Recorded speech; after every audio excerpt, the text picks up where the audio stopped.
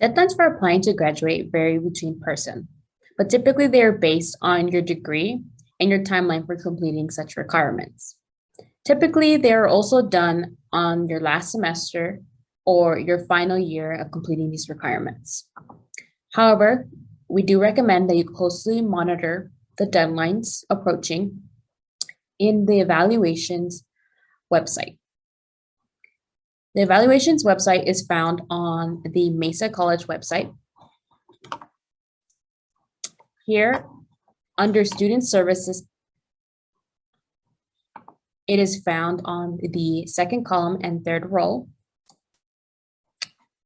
Then once on this page, you will scroll down and click underneath the taskbar where it says apply for degree/certificate. Then scroll down into this page. And then now you can closely monitor and see the deadlines approaching for that academic year.